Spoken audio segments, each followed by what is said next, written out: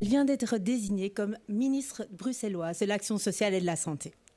Enfin, ministre bruxelloise, c'est un peu vite dit.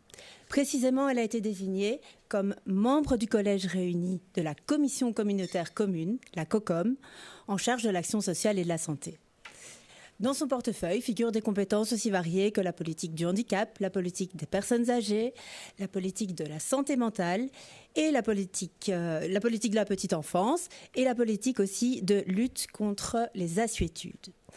Avant d'accepter ce mandat dont elle est évidemment honorée, elle s'est renseignée d'abord sur les priorités qu'elle serait appelée à mettre en œuvre pendant sa législature et sur les contraintes qui encadreraient son action. Au niveau des priorités politiques, c'est clair. Elles sont fixées dans l'accord de majorité qui vient d'être bouclé à la COCOM. La première priorité consiste à garantir une offre suffisante de crèches à tarif accessible pour tous les Bruxellois. La deuxième priorité consiste à développer des alternatives aux maisons de repos. Et la troisième priorité consiste à lutter contre le phénomène des assuétudes, qui est massif à Bruxelles, comme dans beaucoup d'autres grandes villes du reste. Elle passe alors à l'examen des contraintes qui encadreront son action. La première contrainte, c'est qu'elle dispose de 5 ans, c'est-à-dire le temps de la législature pour mettre en œuvre ses politiques. La deuxième contrainte dont elle devra s'accommoder, c'est que dans le contexte budgétaire que l'on connaît, elle devra travailler sur la base d'enveloppes fermées. C'est-à-dire que tous les moyens nouveaux qu'elle consacrerait à des nouvelles politiques devront être retranchés de moyens qui sont déjà consacrés à d'autres politiques menées par la COCOM. Et la troisième contrainte dont elle devra s'accommoder, c'est qu'elle n'est précisément pas la seule ministre bruxelloise en charge de ces matières. Voilà, donc son chef de cabinet, son nouveau chef de cabinet vient lui faire son premier briefing dans ce début de législature, et donc il lui explique qu'avant de pouvoir se lancer dans la mise en œuvre de ces différentes priorités, elle doit savoir 4 choses. Alors la première chose importante, c'est que pour toutes les matières dont elle est en charge, elle doit savoir que les mesures qu'elle prendra, elle, en tant que ministre de la COCOM, ne pourront s'appliquer uniquement à une série d'établissements, et que tous les établissements qui relèvent soit de la communauté flamande, soit de la communauté française, ou de la COCOF pour les compétences qui ont été transférées par la communauté française, puisqu'il faut savoir que la communauté française s'est déchargée d'une série de compétences au profit de la région wallonne en Wallonie et pour la COCOF à Bruxelles. Et donc pour les institutions qui relèvent de la communauté flamande ou de la COCOF/communauté française, elle ne sera pas compétente. Les Bruxellois, eux, sont libres de s'adresser à toutes les institutions de leur choix, peu importe de quel niveau de pouvoir ils relèvent. Donc les Bruxellois peuvent très bien fréquenter une école néerlandophone et en même temps un théâtre francophone, par exemple. Deuxième chose à savoir, c'est que le système de répartition des compétences dans les matières dont elle a la charge, alors ces matières-là, dans le jargon, on appelle ça les matières personnalisables. Donc les matières personnalisables, c'est tout ce social, santé que Laurie vous a expliqué. Donc dans le système de répartition des compétences, pour ces matières personnalisables, n'a jamais été conçu dans le but d'assurer une gestion cohérente des politiques sociales santé à Bruxelles. En fait, l'objectif central de ce modèle institutionnel à Bruxelles, c'est de pouvoir garantir aux 2 grandes communautés, communauté flamande, communauté française, de pouvoir chacune être seule maître à bord à Bruxelles dans leur politique, sans interférence des autres, de pouvoir faire ce qu'elles veulent dans leurs compétences, y compris donc sur ce territoire bruxellois qui est le lieu de rencontre entre ces 2 grandes communautés. Donc c'est ça qu'on a appelé en fait ce paradigme de l'autonomie ou de l'exclusivité. Alors donc elle doit savoir que dans la plupart des politiques où en tant que ministre de la COCOM elle intervient, elle est là comme autorité tierce pour les institutions, comme je disais, qui ne se rattachent à aucune des 2 communautés, et également à l'égard directement des Bruxellois comme personnes physiques. Donc là, sans passer par l'intermédiaire d'une institution, puisqu'il faut savoir que pour les 2 autres communautés, lorsqu'elles prennent des mesures, elles ne peuvent le faire qu'à l'égard d'institutions. Et alors, ça peut s'appliquer aux personnes qui fréquentent ces institutions, donc par le truchement de ces institutions-là, mais elles ne peuvent pas prendre des mesures qui s'appliquent directement aux Bruxellois, tandis qu'elle, en tant que ministre COCOM, elle peut le faire. Mais il faut savoir qu'il n'y a jamais eu vraiment, en tout cas jusqu'il n'y a pas tellement d'années, une réelle volonté de développer des politiques bicommunautaires, donc les politiques dans le champ de la COCOM, dans ce secteur de la santé et de l'aide aux personnes à Bruxelles. Puisqu'en fait, on partait du principe que la plupart de ces compétences relevaient des deux communautés et que la COCOM n'avait pas vraiment vocation à intervenir dans ces matières-là, que son intervention n'était pas vraiment nécessaire. Et en fait, jusqu'en 2010, on disait même que la COCOM était un peu en état de mort cérébrale. Alors ensuite, il y a eu la 6e réforme de l'État qui a marqué un assez grand tournant à cet égard, puisqu'il y a eu une défédéralisation d'une partie de la sécurité sociale, comme par exemple les allocations familiales qui, elles, ont été attribuées à la COCOM. Mais il faut savoir que pour la plupart des autres matières dans le secteur social-santé qui ont été transférées avant cette 6e réforme de l'État, là, le rôle de la COCOM reste encore fort marginal, et donc elle verra bien, par exemple, si elle veut intervenir dans certains secteurs, comme par exemple le secteur des crèches, même si la COCOM est compétente, là, l'intervention reste plus que marginale. Alors, troisième chose à savoir, c'est que même si elle estime que dans son action, elle veut faire une politique cohérente qui s'adresse à tous les Bruxellois, qui s'adresse pour tout le territoire, elle va savoir que tout débordement dans la sphère de compétences d'une des deux autres communautés sera sanctionné non seulement politiquement, mais aussi juridiquement, avec une potentielle annulation de la mesure qu'elle pourrait prendre et qui donc rentrerait dans le champ des compétences des deux autres, avec donc le risque juridiquement d'une annulation par la Cour constitutionnelle ou le Conseil d'État. Et donc si elle veut mettre une politique globale qui touche aux compétences de tous les autres niveaux de pouvoir, elle sera alors obligée de collaborer avec ces pouvoirs concernés. Dernière chose à savoir, c'est que ce modèle de répartition des compétences, il a été créé au départ pour les matières culturelles, typiquement une bibliothèque ou des centres culturels. Donc ces matières culturelles qui sont, elles, en fait, axées sur l'offre. Donc le but, en fait, dans le secteur culturel, c'est de veiller à ce qu'il y ait une offre suffisamment diversifiée sur le territoire bruxellois, mais peu importe le nombre de personnes qui, entre guillemets, consomment cette offre. Alors qu'en fait, dans les matières dont notre ministre est en charge, donc ces matières personnalisables, là, l'enjeu est tout autre. Ce n'est pas de faire une offre variée, c'est de répondre directement à une demande. Et cette demande, ce sont les besoins sociaux des Bruxellois. Sauf que, comme Laurie l'a dit dans les contraintes que notre ministre a, il y a le fait qu'elle n'a pas un budget illimité. Et donc, elle va devoir, premièrement, identifier qui est le public cible de ces politiques-là, ainsi que les besoins de ce public cible.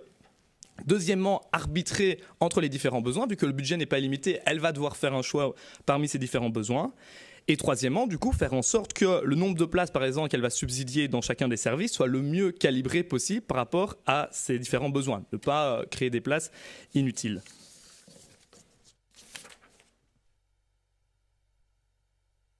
Alors, après ce briefing de son chef de cabinet, notre ministre décide de s'attaquer sans tarder à la mise en œuvre de sa première priorité, à savoir garantir une offre de places en crèche suffisante et à tarif accessible pour tous les Bruxellois. Elle décide de régler d'abord le volet du tarif accessible.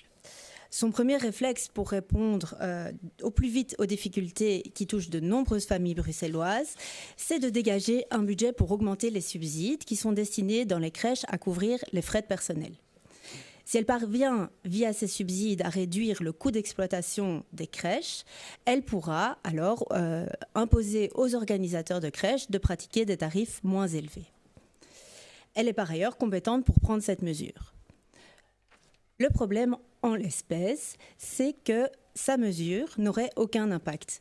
Parce que toutes les crèches qui fonctionnent à Bruxelles pour le moment relèvent de la communauté française. Donc elles sont agréées soit par l'ONE, soit par Kindergezin, et elles relèvent alors de la communauté flamande. Mais aucune crèche à Bruxelles ne relève de la compétence actuellement de la COCOM.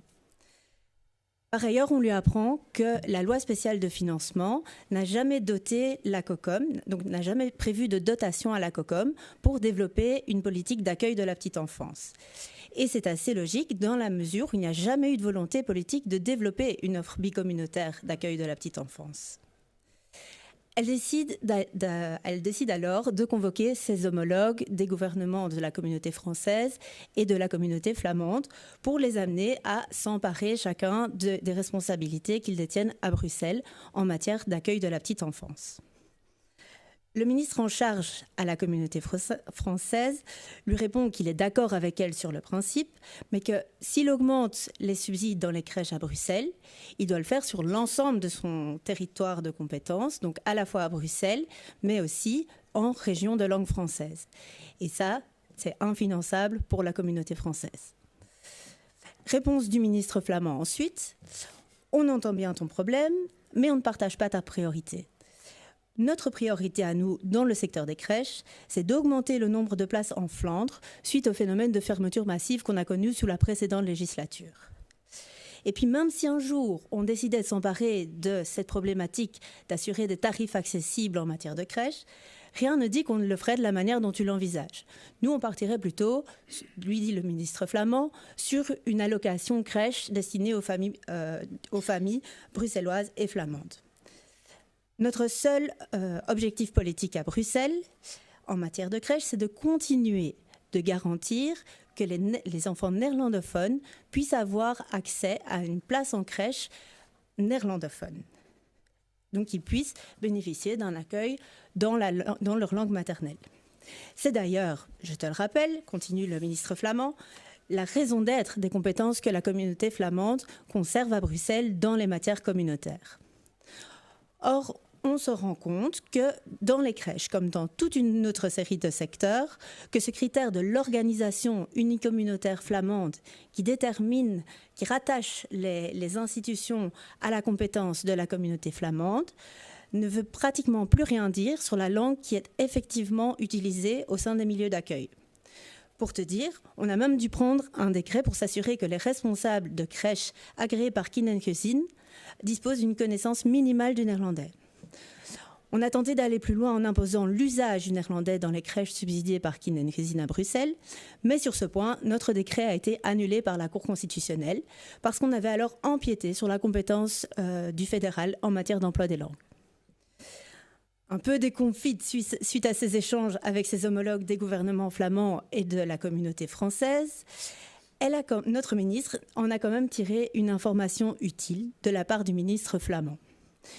Il lui a confié qu'elle ne devrait pas trop s'en faire pour cette problématique pour cet enjeu d'assurer une offre suffisante de places en crèche à Bruxelles, puisque d'après la note juridique qu'il avait reçue de ses services, aucun des ministres compétents à Bruxelles ne peut être tenu de pallier à une pénurie de places en crèche à Bruxelles.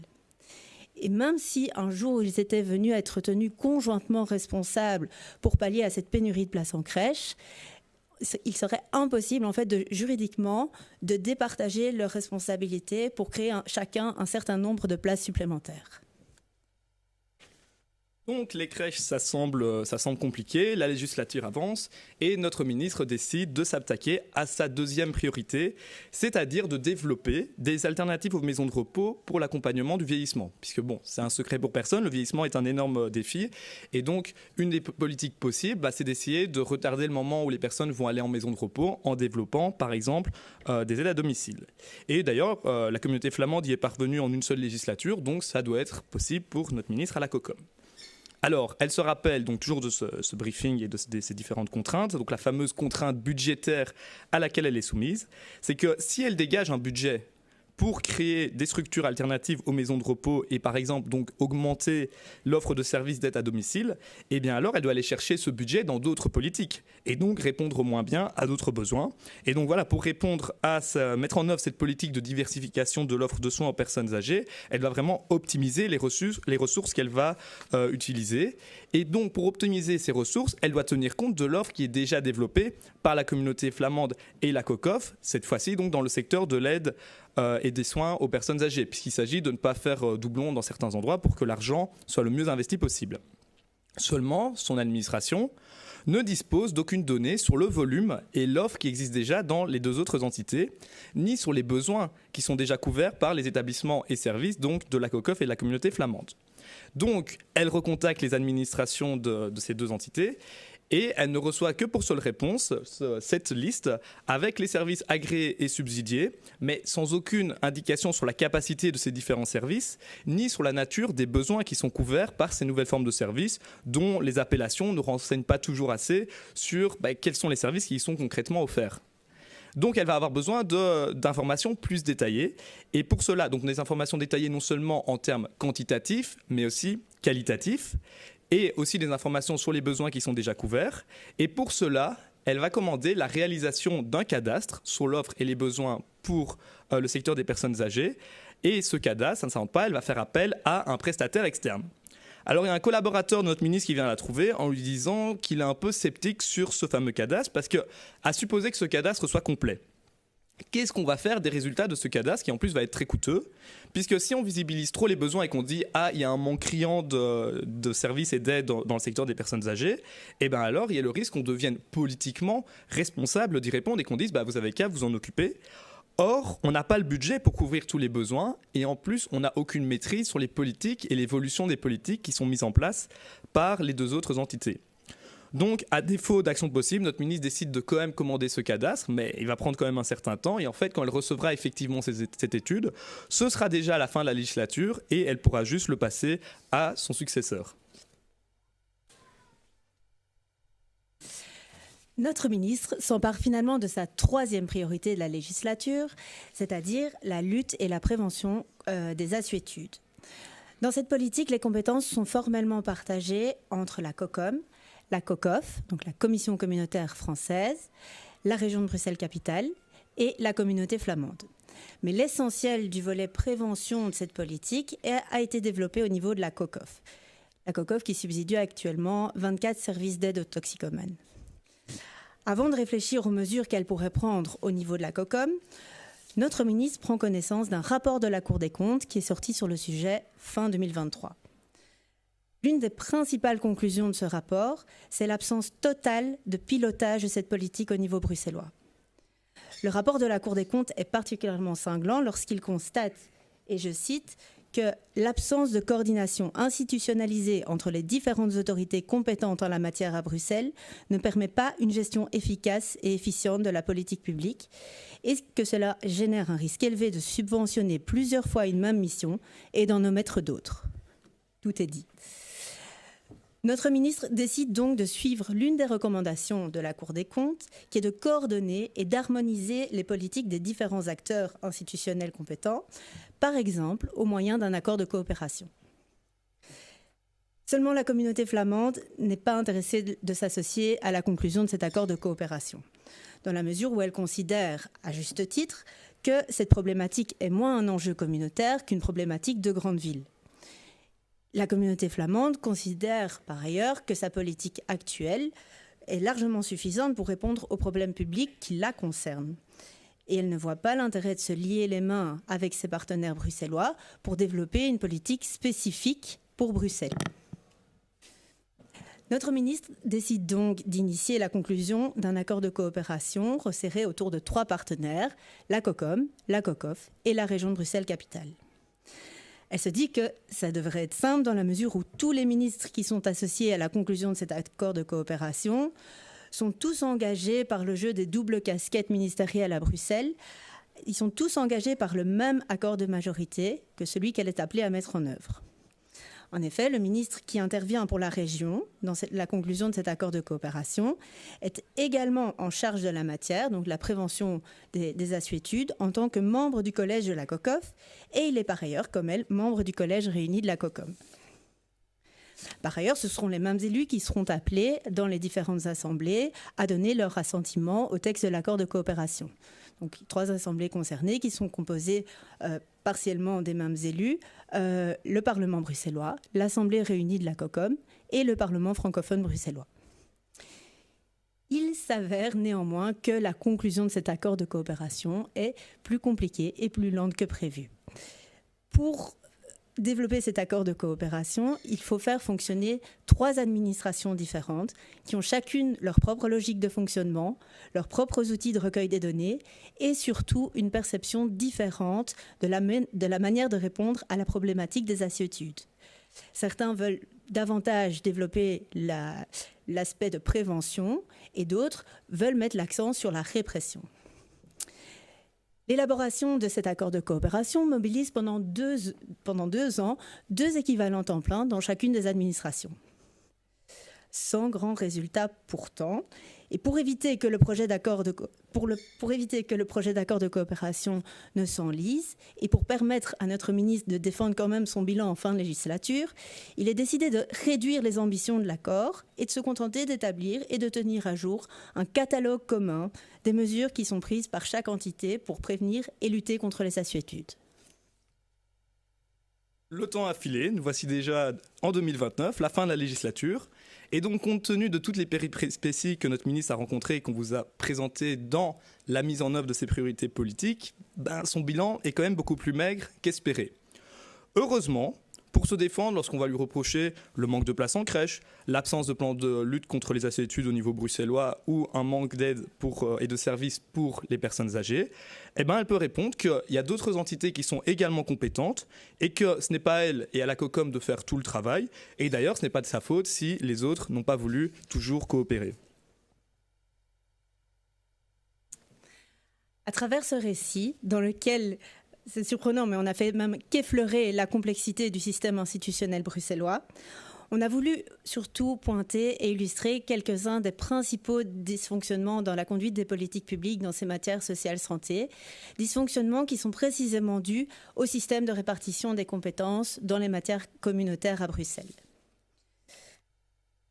Pour conclure notre présentation, nous allons dans un premier temps revenir en quelques mots sur l'originalité de l'approche qu'on a retenue pour développer notre critique de ce qu'on a appelé le modèle communautaire. Donc c'est l'ensemble des règles de répartition des compétences qui organisent à Bruxelles la répartition des compétences dans les matières communautaires, donc l'enseignement, les matières culturelles et les matières personnalisables qu'on a beaucoup évoquées dans notre récit. Les résultats de cette analyse critique nous ont amenés à formuler une proposition institutionnelle pour la réorganisation de ces matières à Bruxelles. Et avant de présenter cette proposition institutionnelle, on reviendra sur deux mérites qui doivent quand même être reconnus au modèle actuel. Donc, le premier point de nos conclusions, c'est de revenir sur l'originalité de l'approche que nous avons choisie pour critiquer le modèle communautaire.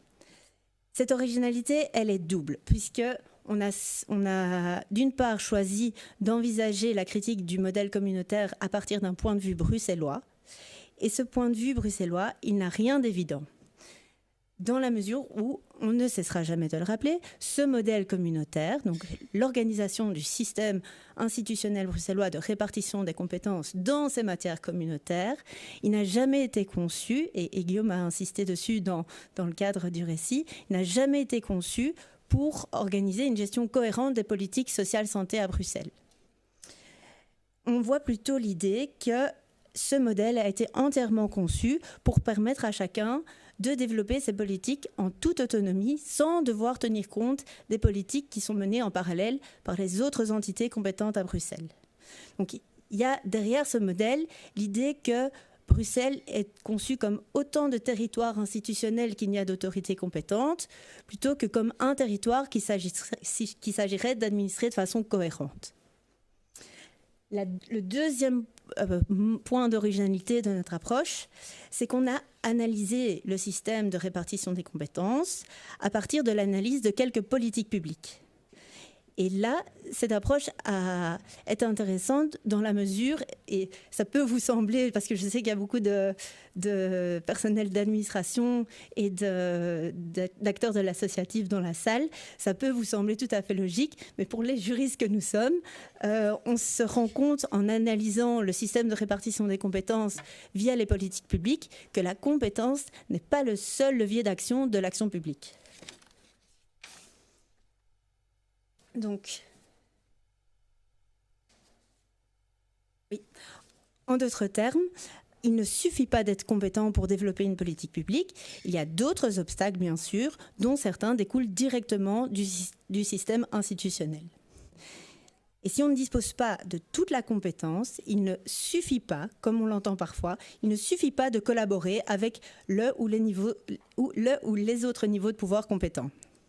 Pour qu'un processus de coopération aboutisse au développement de politiques publiques cohérentes, il faut, outre le facteur institutionnel de la compétence, d'abord que toutes les entités compétentes qualifient une situation donnée en tant que problème public qui justifie leur intervention, que l'objectif de garantir la cohérence territoriale des politiques menées à Bruxelles soit partagé par toutes les entités, que chaque entité dont l'intervention est requise dispose du budget requis au moment requis, et encore que toutes les entités s'entendent sur la réponse à apporter aux problèmes publics, ou au moins que les différentes réponses à apporter soient conciliables entre elles.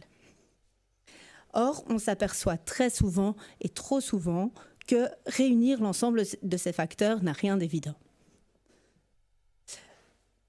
Notre analyse par le prisme des politiques publiques montre aussi très clairement que le système ne désigne finalement aucun responsable final de l'action publique.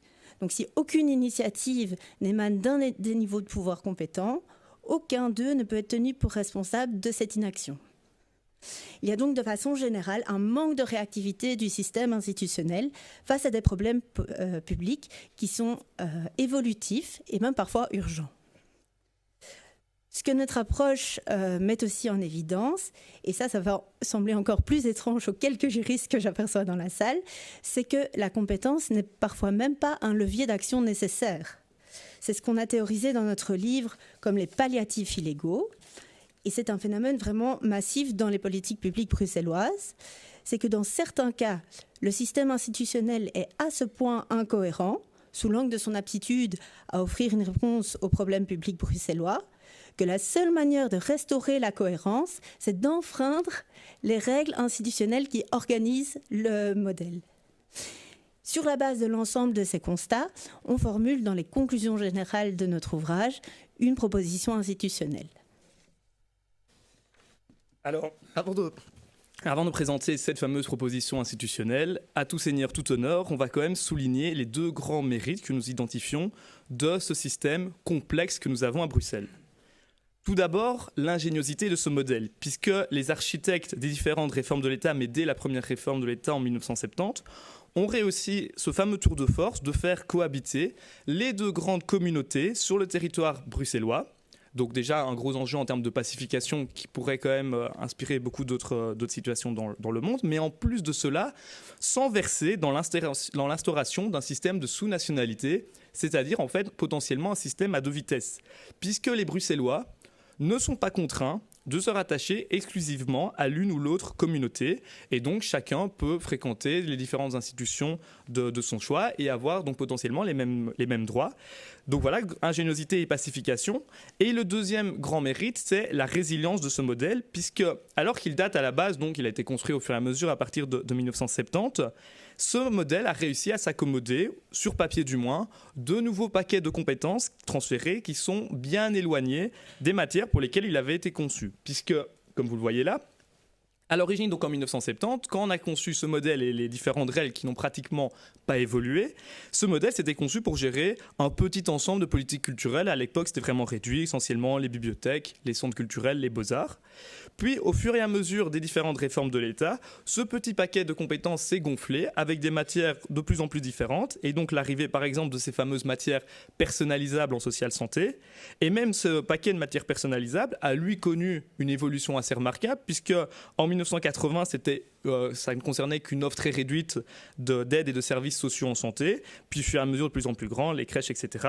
Avec même, point d'orgue avec la 6e réforme de l'État, une partie de la sécurité sociale fédérale, comme par exemple les allocations familiales qui ont donc quitté le giron fédéral pour être attribuées aux communautés.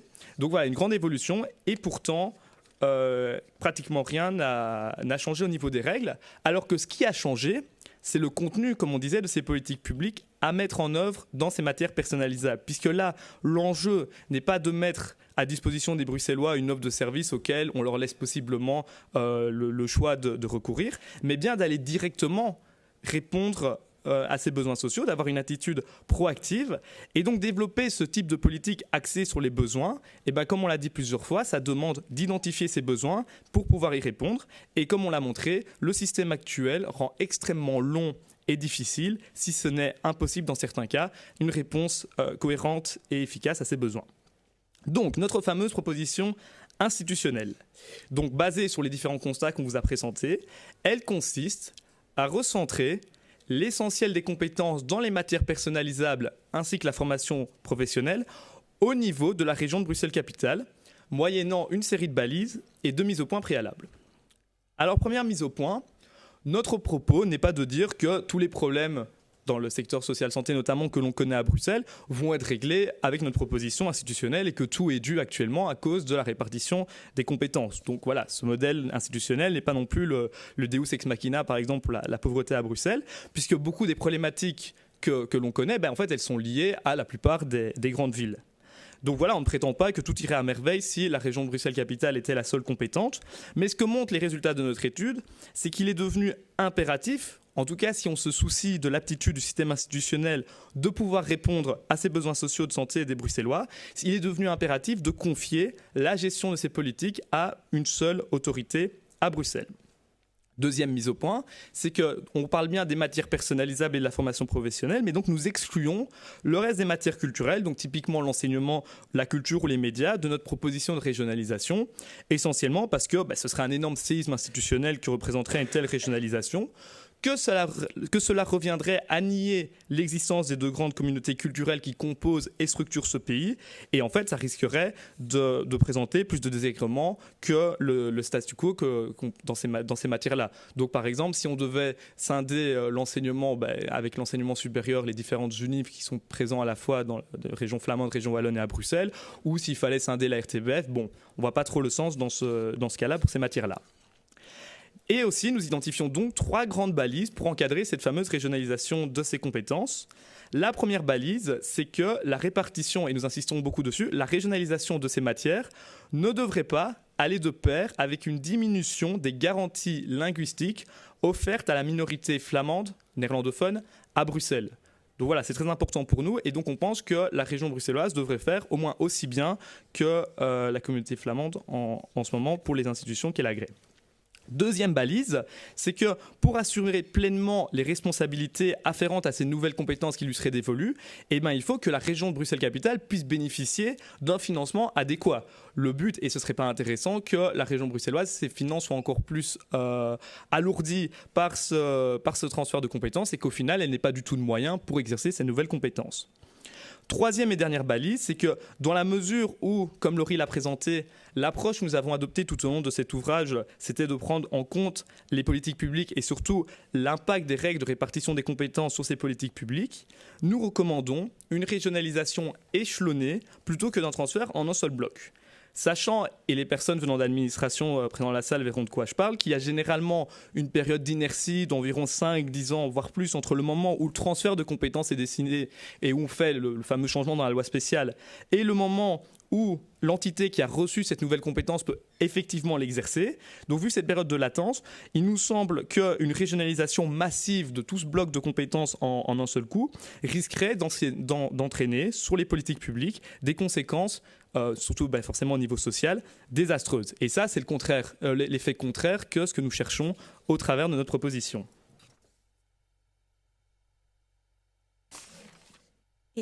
Au-delà de cette proposition institutionnelle qui est une proposition scientifiquement argumentée, notre ouvrage c'est aussi un appel du pied aux responsables politiques bruxellois. Un appel qui leur est adressé pour tenir une position institutionnelle forte lors de prochaines négociations institutionnelles et surtout d'arrêter de tenir le discours selon lequel c'est compliqué mais ça fonctionne, il suffit de bricoler. Ça, c'est un discours qui est largement répandu dans l'élite politico-juridique administrativo-bruxelloise.